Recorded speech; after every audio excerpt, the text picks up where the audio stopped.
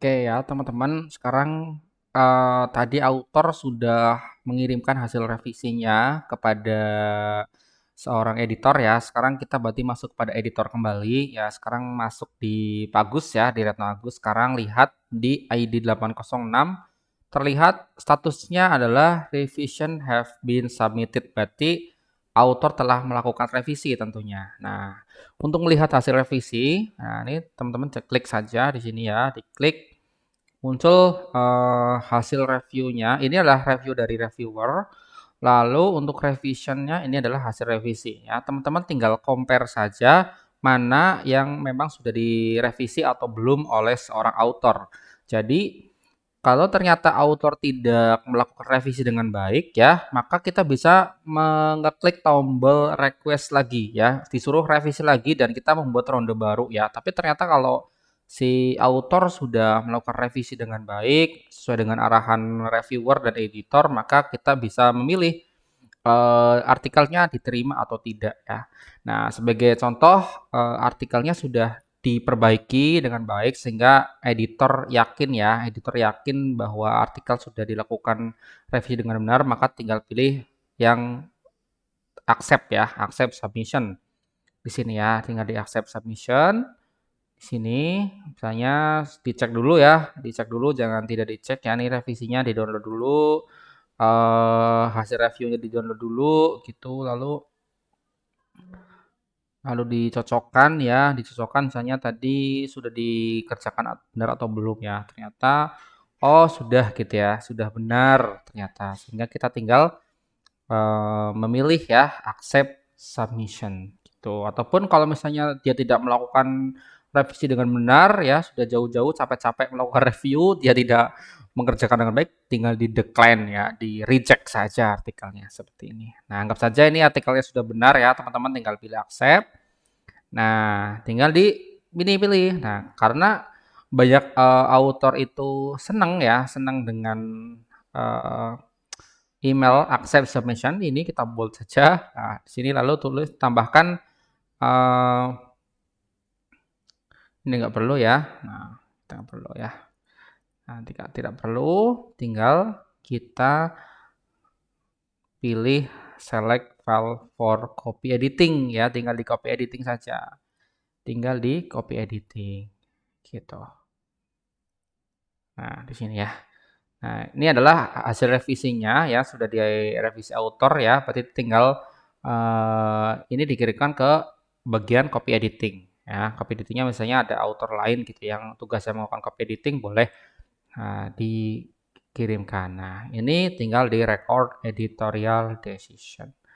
Nah, nah sampai tahap ini teman-teman karena sudah di-accept gitu ya, maka kita bisa mengirimkan LOA ya, LOA atau letter of acceptance ya. Di sini boleh di sini, tinggal di discussion boleh ya, ataupun misalnya dikasih notify gitu. Misalnya kita kirimkan loa-nya gitu ya, loa-nya ya. Misalnya kita kirim, kita tinggal pilih add discussion. Misalnya ini adalah letter of acceptance ya, misalnya seperti ini ya.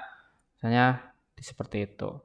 Tinggal pilih letter of acceptance, pesannya apa, lalu kita attach dari sisi jurnal editor itu milih artikel teks yang isinya adalah file loa-nya. Nah, file-nya misalnya ditaruh di mana gitu. Misalnya tinggal di-upload saja, maka tinggal dikirim loa-nya. Oke ya, pastikan teman-teman jurnal manager sudah memiliki template loa ya, yang akan dikirimkan ke eh, ini ya, ke author. Dan kirimkan juga seperti kayak contoh bahwa kalau di Pimas itu, bentar. Kalau di Pimas itu contohnya di sini ada semacam surat pernyataan keaslian dari dokumen ya. Di sini ada mana ya? Di sini kalau nggak salah ya. Ini panduan menulis ya. Di sini ada sejenis loa, juga ada pernyataan penulis ya, pernyataan penulis gitu. Misalnya contoh-contohnya, pokoknya akan ada template ya, template pernyataan penulis gitu, terus ada juga untuk ini artikel publikasi ya sebenarnya. Ada LOA. Nah, ini ada pernyataan etika dan perjanjian hak cipta. Nah, ini boleh teman-teman lihat di sini atau di sini ya. Nah, ini contoh-contoh seperti ini dikirimkan semua ya sebelum artikel di benar-benar akan dipubliskan ya. Pokoknya ini akan dikirimkan ya. File-file seperti ini harus ditandatangani dan disetujui oleh penulis gitu. Ya, jadi di sini lawannya dikirimkan, surat pernyataan tadi dikirimkan, perjanjian ini dikirimkan semua. Nah, pada discussion ya. Nah, oke. Setelah dikirimkan dan teman-teman bisa melihat di discussion tadi autor mengirimkan surat pernyataan, surat perjanjian keaslian hak cipta dan sebagainya, maka teman-teman sudah tinggal memilih ini aja nih, tinggal diedit ya, di copy editing dulu ya artikelnya. Misalnya kita copy editing ya. Jadi kita ngupload nih hasil copy editingnya misalnya ya. Misalnya kita misalnya ini adalah hasil dari copy editing nih. Mana ya? Sebentar. Nah, misalnya seorang copy editing sudah melakukan copy editing dengan baik ya. Jadi tinggal di continue. Nah, ini ya hasil copy editingnya diupload ulang. Nah, sekarang kita udah memiliki copy editing ya. Nah, ketika ada permasalahan yang harus didiskusikan dengan editor, maka seorang copy editor bisa berdiskusi di sini. Nah, kalau sudah ya, tinggal seorang editor itu tinggal memilih send to production. Nah, send to production ya. Ketika sudah oke, sudah benar, sudah semua sesuai dengan template, layoutnya sudah baik, maka tinggal pilih select file for production. Nah, ini kok hasil file copy editingnya dikirimkan kembali ke publishernya ya. Jadi tinggal di record editorial decision. Oke. Nah, sekarang sudah production. Nah, di sini teman-teman untuk galenya itu pastikan file PDF-nya ya, PDF-nya. Jadi di sini tinggal dibikin satu file PDF di galenya ya, tinggal cari artikel teks lalu kita cari file PDF-nya. Jadi artikelnya tadi di PDF-kan. Ya, di PDF-kan contohnya saya ambil satu PDF gitu ya, PDF. Artikel yang sudah di editing, di copy editing dibikin PDF. Lalu continue. Nah, komplit ya. Jadi si galenya sudah punya PDF. Nah, lalu kita pilih schedule for publication. Nah, tinggal dia akan dipublikasikan di volume berapa, nomor berapa. Nah, saya nomor 3 gitu ya. Nah, ini contohnya nomor 3. Nomornya adalah nomor sesuai dengan nomor halamannya. Misalnya di sini nomor berapa nih?